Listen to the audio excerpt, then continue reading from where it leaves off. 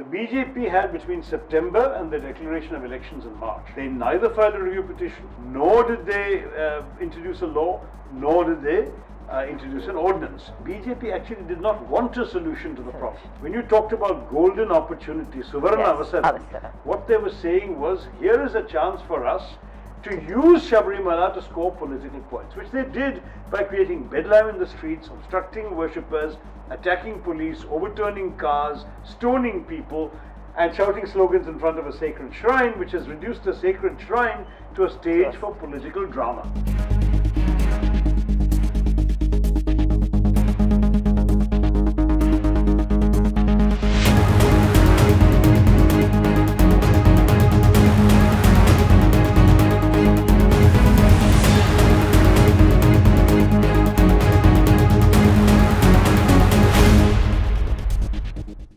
Namaskaram, sir. Namaskaram, Varsha. Okay, sir. നമുക്ക് നേരെ ചോദ്യങ്ങളിലേക്ക് തന്നെ കടക്കാം. വളരെ തിരക്കിട്ട campaign strategies-നിടയിൽ നിന്ന് yes, definitely. Sir, parliamentary performance, it is public record. Everyone can see. You have been a part of 90 debates. You have asked 481 questions. That is again far above the national average. അങ്ങനെ അത്രയും performance കാഴ്ചവെച്ചിട്ട് ആളുകളുടെ മുമ്പിൽ, ട്രിവാൻഡ്രത്തുകാരുടെ മുൻപിൽ വീണ്ടും ഒരു election face ചെയ്യുന്ന ഒരു സാഹചര്യം സർ എങ്ങനെയാണ് സാറിന്റെ ചാൻസസ് നോക്കിക്കാണുന്നത്? എനിക്ക് തോന്നുന്നു ഈ തവണ ജനങ്ങൾ, പ്രത്യേകിച്ച് എൻ്റെ ഈ 5 വർഷം, അതിന് മുമ്പത്തെ 5 വർഷത്തെ പ്രവർത്തനം കണ്ട ശേഷം എന്നെ തിരിച്ചു കൊണ്ടുവരുന്നത് മാത്രമല്ല, എനിക്ക് കഴിഞ്ഞ തവണക്കാട്ട് വലിയൊരു ഭൂരിപക്ഷം തരും. കാരണം മറ്റേവർക്ക് എൻ്റെ പ്രവർത്തനത്തെ എതിരൊന്നും പറയാനില്ല. അവര് ഒന്നുമില്ലെങ്കിൽ അവര് എൻ്റെ പ്രവർത്തനം അവർ ക്രെഡിറ്റ് എടുക്കാൻ നോക്കുന്നു, ഞങ്ങളാണ് ചെയ്യുന്നത് ഇവരല്ല എന്ന് പറയുന്നു. അത് ജനങ്ങൾ അറിയുന്നവർ ചിരിക്കുന്നുണ്ടെന്ന് കേട്ടിട്ട്. അല്ലെങ്കിൽ അവരുടെ വേറെ വഴിക്ക് വർഗീയത പറഞ്ഞിട്ട്, അടിസ്ഥാനമില്ലാത്ത നുണപ്രചരണം ചെയ്തിട്ട്, തീരെ യാഥാർത്ഥ്യമില്ലാത്ത ആരോപണം പറഞ്ഞിട്ട്, ഇങ്ങനെയൊക്കെയാണ് എന്നെ താത്താൻ നോക്കുന്നത്. ഇത് അവസാനത്തിൽ ജനങ്ങളുടെ മനസ്സിൽ നടക്കില്ല. കാരണം നമ്മളുടെ രാജ്യത്തിൽ പല വിധത്തിൻ്റെ രാഷ്ട്രീയം നടന്നിട്ട് എനിക്കറിയാം. പക്ഷേ ഇപ്പോഴത്തെ സമയത്തിൽ ജനങ്ങൾക്ക് ഒരുമാതിരി അറിയാം അവർ പ്രതിനിധിയുടെ ജോലി എന്താണ്, ആ ജോലി എത്ര ആത്മാർത്ഥതയോടെ ചെയ്തിട്ടുണ്ട്, അവർ ജീവിതത്തിനെ ഏതെങ്കിലും ഒരു വഴിക്ക് തൊട്ടിട്ടുണ്ടോ, ഇവർ വല്ലതും പറയണതോ ചെയ്യണതോ ജനങ്ങൾക്ക് ദോഷം ചെയ്തിട്ടുണ്ടോ, അല്ലെങ്കിൽ അവരെ അഭിമാനപ്പെടുത്തിയിട്ടുണ്ടോ, ഇതെല്ലാം ഭൂരിപക്ഷം ആൾക്കാർക്ക് അറിയാം. അതുകൊണ്ട് ഈ വെറും ഈ നുണപ്രചാരണം ചെയ്തിട്ട് ജയിക്കാൻ വരുന്നവർക്ക് ഐ തിങ്ക് അവർക്കൊരു പ്രശ്നമുണ്ടാവും പിന്നെ എന്നെ തോൽപ്പിക്കാൻ. അതുമാത്രമല്ല, അവർ സ്ട്രാറ്റജീസ് എന്താണ്, BJPയുടെ വെറും ഈ വർഗീയത നുണപ്രചരണമാണ്. LDFിൻ്റെ പിന്നെ സ്ട്രാറ്റജിയാണ്, ഞങ്ങളുടെ സ്ഥാനാർത്ഥി 40 വർഷമായി തിരുവനന്തപുരത്തെ മണ്ണിൽ ഇരുന്ന് പ്രവർത്തിച്ച് ജീവിച്ച ഒരാളാണ്, ലോക്കലാണ്, അതല്ലേ നിങ്ങൾക്ക് വേണ്ടത്. അതിൻ്റെ ഉത്തരം എളുപ്പമാണല്ലോ. എന്താ ഉത്തരം? ഈ തിരുവനന്തപുരത്തെ മണ്ണിൽ താങ്കൾ പ്രവർത്തിച്ചു സാറേ, പക്ഷെ ജോലി ഡൽഹിയിലാണ്. ഇവിടെ നന്നായിട്ട് കാര്യങ്ങൾ ചെയ്തോളൂ. പക്ഷേ എത്ര തിരുവനന്തപുരം മനസ്സിലായാലും അതിനെ മന്ത്രിമാരെ കണ്ട് സംസാരിക്കാനും ഉദ്യോഗസ്ഥന്മാരെ സ്വാധീനിക്കാനും പാർലമെന്റിൽ ഇംഗ്ലീഷോ ഹിന്ദിയിലോ പ്രസംഗിക്കാനും അതിൻ്റെ കഴിവുണ്ടോ എന്നല്ലേ നോക്കണ്ട. അപ്പോൾ LDFിൻ്റെ സ്ട്രാറ്റജി എൻ്റെ അഭിപ്രായത്തിൽ ഒരു തെറ്റിയ സ്ട്രാറ്റജിയാണ്. കാരണം അവർക്ക് ശരിക്കും കാണിക്കേണ്ടത് അവരുടെ സ്ഥാനാർത്ഥി ഈ നാടിന് വേണ്ടിയിട്ട് ഈ ജോലിയിൽ ഇപ്പോഴത്തെ നിലവിലുള്ള MP-ക്കാണ് കൂടുതൽ കാര്യങ്ങൾ ചെയ്യാൻ സാധിക്കും. പക്ഷേ 1000 രണ്ടുപേരെയും കണ്ടാൽ ഉടനെ പറയും, ഒരു പക്ഷേ C. ദിവാകരനായിരിക്കും സംസ്ഥാനത്ത് മന്ത്രിയായിരുന്ന ആള്, പക്ഷെ ഡൽഹിയിലത്തെ ജോലിക്ക് കഴിവുള്ള ഒരു വ്യക്തിയുണ്ട്, എന്തിനാണ് മാറ്റം ചെയ്യേണ്ടത്? അതായത് മാറ്റണമോ വേണ്ടേ എന്നുള്ളടത്താണ് ക്വസ്റ്റ്യൻ എന്നാണ് സർ പറഞ്ഞു വന്നത്. സ്വന്തം റെക്കോർഡും പ്രവർത്തനത്തെ അടിസ്ഥാനം നമ്മള് പിന്നെ മുഖം കണ്ടിട്ടല്ലാതെ ഒരു റെക്കോർഡ് ഉണ്ട്. താങ്കൾ പറഞ്ഞ പോലെ നമുക്ക് എല്ലാ വിധത്തിലും ഇൻഡിക്കേറ്റേഴ്സ് എല്ലാം പോസിറ്റീവാണ്. ആ അറ്റൻഡൻസ് 100% കൂടി ആയിട്ടുണ്ടാവും. പക്ഷേ കേരളത്തിന്റെ അസംബ്ലി ഇലക്ഷനും ലോക്കൽ സെൽഫ് ഗവൺമെന്റ് ഇലക്ഷൻസിന് വേണ്ടിയിട്ടും രാഹുൽ ഗാന്ധി ഇവിടെ വരുമ്പോഴും ഇങ്ങനെയുള്ള അവസരത്തിന് വേണ്ടി മാത്രമാണ് ഞാൻ പാർലമെന്റിനെ മിസ് ചെയ്തിട്ട് കേരളത്തിൽ വന്നത്. അല്ലെങ്കിൽ പാർലമെന്റിനെ ഞാൻ ഒരു ദിവസവും ഡൽഹിയിലേക്ക് മിസ് ചെയ്തിട്ടില്ല. ഓക്കെ, അപ്പോൾ സാറിന്റെ വിലയിരുത്തലിൽ BJP ശബരിമല സമയത്ത് പറഞ്ഞത് ഇതൊരു സുവർണ അവസരമാണ് എന്നാണ്. It was A very hidden talk but it came out finally. ആ സുവർണ അവസരം എന്ന ഉപയോഗം, is there something, is it the reason why you thought you needed to explain why you are a Hindu? I mean, your book just came out. Why I am a Hindu came out a year, January 2018. Okay. So, Sabrimala Vishayam, Supreme Court Vidhi, September 2018. End of Pustam, I know it's not really new. The fact is that I have been writing about Hinduism going for back long. 30 years. Yeah, definitely. And this basic foundation you can find in my 20-year-old book, India from Midnight to the Millennium, in which I have laid out in very brief, in a few pages, not 250 pages, my vision of my family's faith and how I grew up in that faith. So, അതൊക്കെ നോക്കുമ്പോൾ നമുക്ക് പറയാനുള്ളത് പിന്നെ ഞാൻ എൻ്റെ Hindu credential സ്ഥാപിച്ചത് വെറും ഒരു പേഴ്സണൽ എക്സ്പ്ലോറേഷൻ മാത്രമായിരുന്നില്ല, അതുമുണ്ട്. പക്ഷേ നമ്മുടെ രാഷ്ട്രീയത്തിൽ ഹിന്ദു മതത്തിന്റെ ഉപയോഗം ഇവർ ചെയ്യുന്നു എന്ന് കണ്ടപ്പോൾ അതിന് ഉത്തരം കൊടുക്കുന്നത് എൻ്റെ അഭിപ്രായം ഞാൻ എപ്പോഴും പറഞ്ഞിട്ടുണ്ട്. If you contest Hindutva from a platform of being a godless secularist, then the believers will always choose Hindutva over secularism. But if your secularism comes from the same platform of belief, then you have a better ground to argue. Yes, I remember reading your article in The Print where you wrote how the Sabrimala verdict tears you apart and it is a torn you, it has left you torn because there is the liberal in you as well as the religious person in you. So, how would you want to explain that for the Malayali crowd? See, the problem with some of the court judgments on religious matters, any religion, not just Hinduism, is the question of to what degree a civil structure and a secular judge is competent to decide on matters of religion. Let's start off by assuming that religion is irrational. It presumes a belief in someone you never met, never seen, and you have to take it on faith. Starting with that, how do you then apply the rational codes of daily civilian conduct in a civilized society? I'm a liberal when it comes to everything else. When it comes to religion, I feel it must be given its own space. I mean, the old line from the Bible, right? So, unto God that which is God's, unto Caesar that which is Caesar's. If we take Caesar as polity or a civil society, there I believe uncompromisingly in liberalism. But when it comes to what is God's, then I think it is safer to show respect for everyone's beliefs. Your beliefs may not be mine, my beliefs may not be his, but the fact is, if we start off with the premise that we accept each person's belief as valid for him or her, and that they belong to a community defined by that belief, but we together belong to a different community, let's say a media community or a politically interested people's community or a Trivandrum residents community, we define our identities in different contexts in different ways. I think the judges have a right to judge us in all these other contexts. If you're an uncivil Trivandrum resident and you spoil other people's environment by throwing your garbage on the street, you can be punished irrespective of your religion.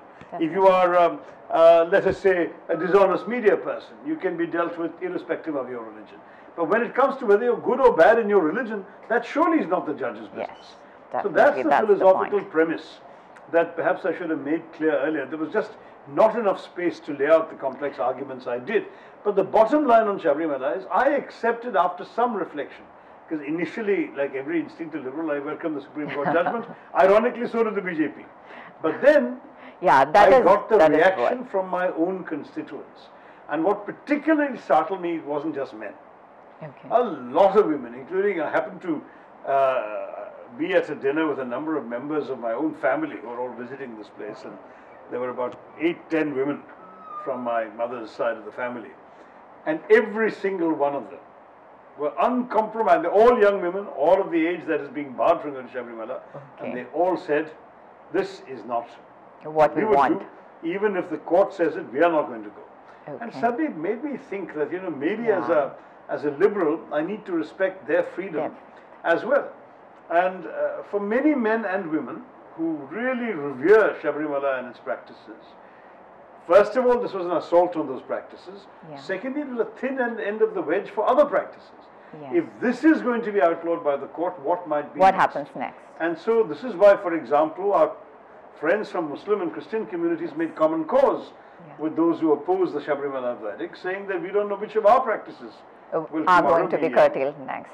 So I felt that in these circumstances, as a political representative in any case, I have a duty to be sensitive to and respect the wishes of my constituents.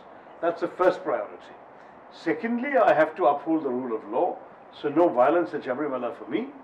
And thirdly, I have to stand up in Parliament and articulate what I think is a appropriate solution. So my answer was that there should be a constitutional solution for a constitutional problem. There are only two ways under the Constitution to deal with this problem. One is for the Supreme Court to change its own mind, which requires a judicial review, which requires review petitions. Congress party therefore filed a petition. BJP did not. I'll come back to that in a minute. The second that is what we want to come to. The second way is to pass a law or issue an ordinance. So then you can override any court judgment. Yeah. Now, the BJP had between September and the declaration of elections in March, they neither filed a review petition, nor did they introduce a law, nor did they introduce an ordinance. On the 19th of December, I asked in Parliament, in the Lok Sabha, will you bring a law? Kerala is a state of great disturbance. Minister replies, we're looking into the matter and we will return to the House on the subject. Okay. Nothing happened. February, when Parliament is reconvened, I stand up and ask orally, what can you do? Were you going to bring a law? Absolutely no reply. So it became very clear that BJP actually did not want a solution to the problem. Yes. When you talked about golden opportunity, Suvarna Avasaram, what they were saying was, here is a chance for us to use Sabrimala to score political points, which they did by creating bedlam in the streets, obstructing worshippers, attacking police, overturning cars, stoning people, and shouting slogans in front of a sacred shrine, which has reduced a sacred shrine to a stage for political drama. That's what they have done. And that has given them 24/7 coverage on certain TV channels and given them apparently greater visibility and credibility among Hindu believers, including in my own constituency. So, but when you really probe, how have they quote-unquote stood with the believers? They've done nothing for the believers. Yes. The person who asked for a law is me, not them. The person who questioned their actions is me, not them. And the review petition is my party, not them. Yes. So why do they get the support? I'm shocked to discover that they are doing very well in some polls and surveys because innocent Hindus in Trivandrum believe the BJP stood with them. The BJP only exploited them. You wrote the book, The Paradoxical Prime Minister. Do you think it was well received in Kerala? Do you think it even became much of a discussion? In Kerala, I've heard it mentioned a few times, but I must say that it had a bigger impact in the English version amongst the English reading public. Narendra Modiയുടെ 5 വർഷത്തിനെ കുറിച്ചാണ് ഈ പുസ്തകം. ഞാൻ 2014 അദ്ദേഹം ഭരണത്തിൽ വന്നത് 6 മാസത്തിനകത്ത് ഞാനൊരു പുസ്തകം എഴുതി ഇന്ത്യ ശാസ്ത്ര Reflections on the Nation in Our Time. ആ പുസ്തകത്തിൽ എൻ്റെ ആദ്യത്തെ ഇൻട്രൊഡക്ഷൻ തന്നെ ഞാൻ പറഞ്ഞു 6 മാസമേ ആയിട്ടുള്ളൂ. പക്ഷെ ഞാൻ കണ്ടൊരു കാര്യം, ഇദ്ദേഹം പല ലിബറൽ കാര്യങ്ങൾ പറഞ്ഞുകൊണ്ടിരിക്കുന്നു അദ്ദേഹത്തിൻ്റെ പ്രഖ്യാപനത്തിലും പ്രസംഗത്തിലും. പക്ഷേ അദ്ദേഹത്തിൻ്റെ പൊളിറ്റിക്കൽ ബേസ് ഓഫ് സപ്പോർട്ട് ഉണ്ടല്ലോ, ഏത് അടിസ്ഥാനത്തിൽ അദ്ദേഹം രാഷ്ട്രീയം ചെയ്യുന്നത്, അത് ഇന്ത്യയിലത്തെ എല്ലാം വെച്ച് മോസ്റ്റ് ഇല്ലിബറൽ എലിമെന്റ്സ് ആണ്. ഈ കോൺട്രഡിക്ഷനിൽ എങ്ങനെ ഇദ്ദേഹം മാനേജ് ചെയ്യും? എൻ്റെ അഭിപ്രായത്തിൽ അദ്ദേഹത്തിൻ്റെ വരാൻ പോകുന്ന പരാജയം ഈ കോൺട്രഡിക്ഷന് കാരണമാണെന്ന് പറഞ്ഞു. അപ്പോൾ ഞാൻ ഈ പുസ്തകം എഴുതുമ്പോൾ ഞാൻ തുടങ്ങിയത് ഐ ടോൾഡ് യു സോ, ഞാൻ നിങ്ങളോട് പറഞ്ഞില്ലേ, 4 വർഷം മുമ്പ് ഞാൻ പബ്ലിഷ് ചെയ്തൊരു പുസ്തകം ഞാൻ പറഞ്ഞു ഇതാണ് അദ്ദേഹത്തിൻ്റെ വിധി. ഈ പാരഡോക്സ് ആണ് ഇദ്ദേഹത്തെ പരാജയിപ്പിച്ചത്. കാരണം അദ്ദേഹം ചില കാര്യങ്ങൾ പറഞ്ഞിട്ടുണ്ട്, ഹി മെന്റ് ഇറ്റ് ഓർ നോട്ട് എന്ന് നമുക്കറിയില്ല. പക്ഷേ അതിനെ യാഥാർത്ഥ്യമാക്കാൻ തീരെ സാധ്യമില്ല. കാരണം അദ്ദേഹത്തിൻ്റെ സപ്പോർട്ട് ബേസ് ഈ RSSകാരും VHPക്കാരും കൗ വിജിലൻറ്റീസും ന്യൂനപക്ഷികളെ അടിക്കുന്നവരും മുസ്ലിംസിനെ ആക്ഷേപിക്കുന്നവരും അങ്ങനെയുള്ള ആൾക്കാരാണ് നിങ്ങളുടെ സപ്പോർട്ട് ബേസ് ആണെങ്കിൽ നിങ്ങൾ എങ്ങനെ എല്ലാ ഭാരതീയർക്കും വേണ്ടി ഒരു പ്രധാനമന്ത്രിയായിട്ട് ഭരിക്കും?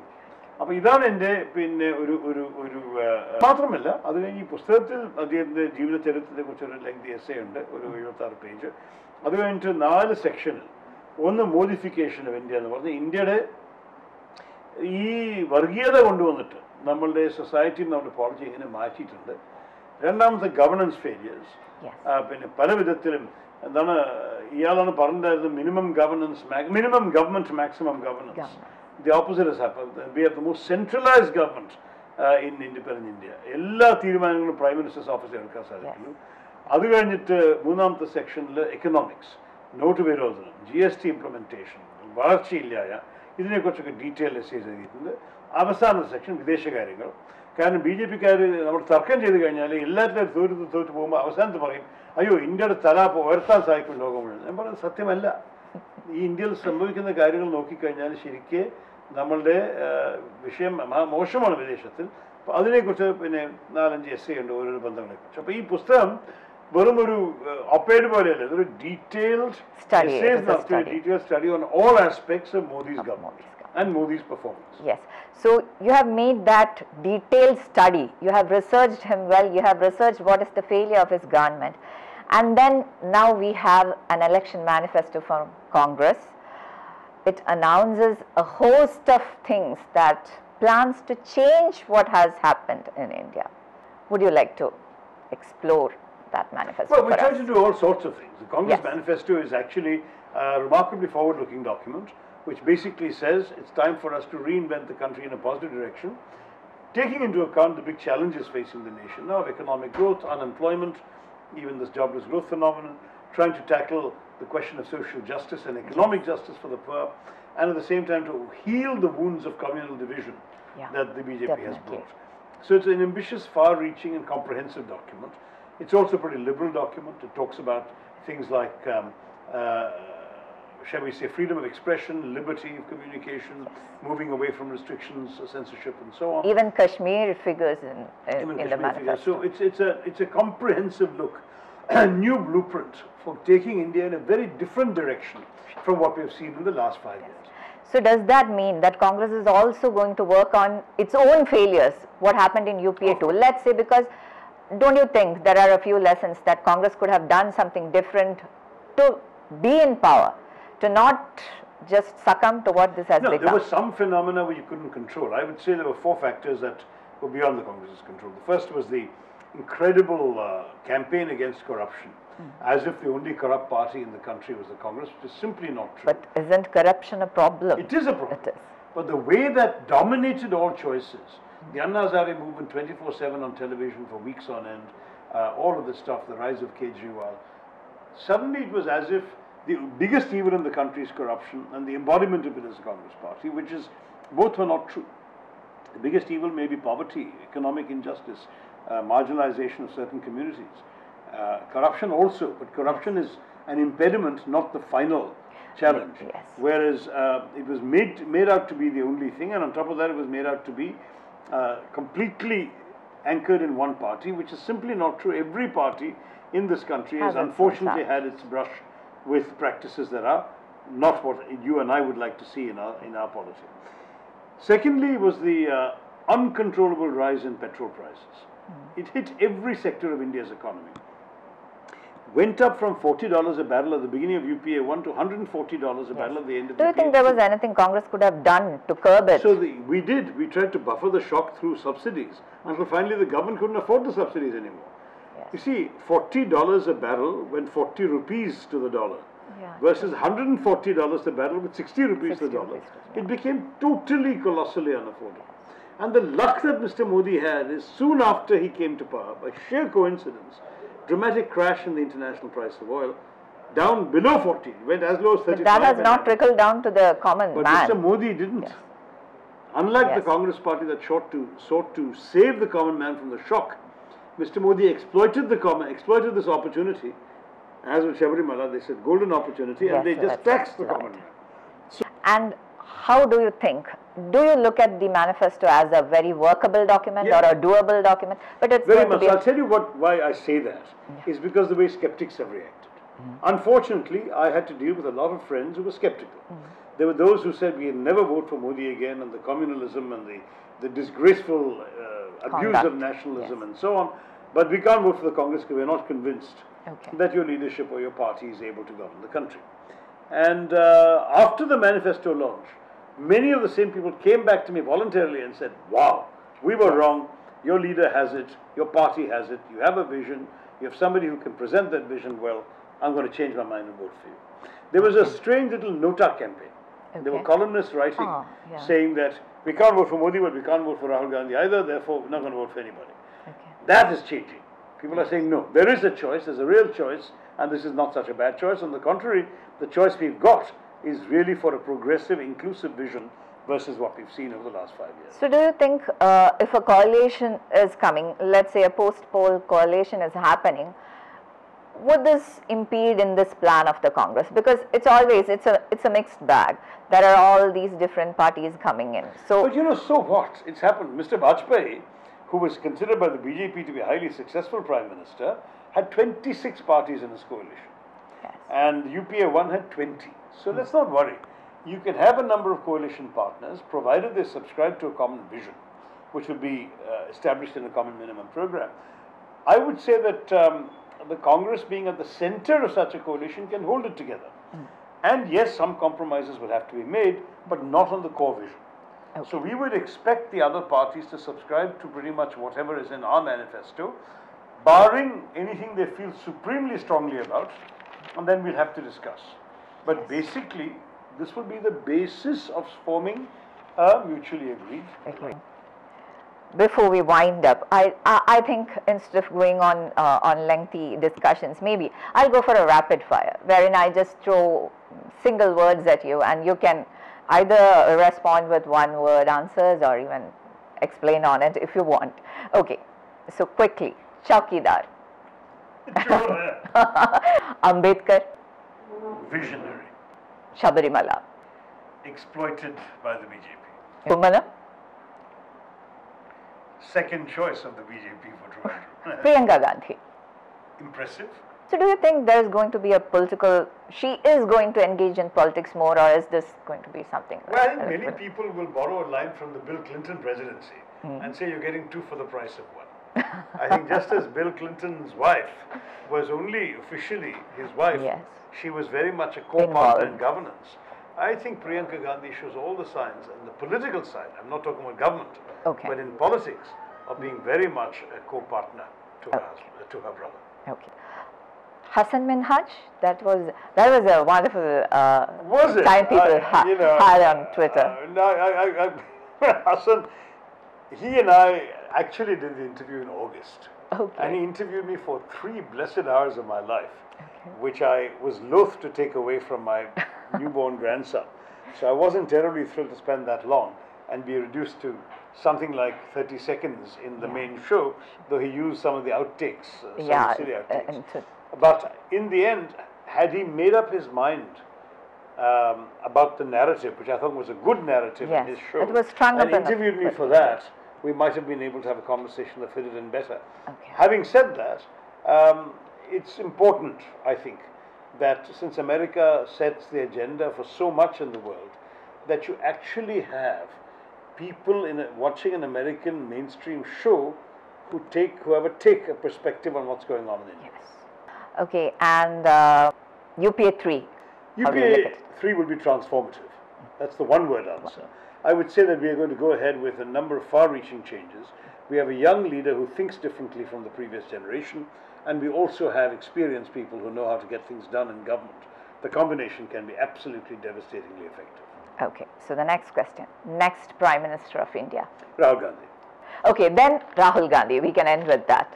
Your take on Rahul Gandhi. I think he's really had what the Americans call a bum rap. That is, he's been unfairly caricatured, criticized, lampooned for the last decade or so in Indian politics, which he has not deserved, because he is not the person they made him out to be. He's actually not just smart, he's intellectually curious, he's astonishingly well read, far better read than most Indian politicians, and definitely better read than the current Prime Minister. I sat behind him in Parliament during my 2 years as a backbencher between my 2 ministerships. And every day he would literally be turning around talking to me about a book that he had read or was in the process of reading. And unlike many readers, he didn't have a superficial acquaintance with the ideas. He had gone into depth and could argue a point or defend a point or develop a point with tremendous impressiveness. And I think that's something which people have not seen about Rahul. About him.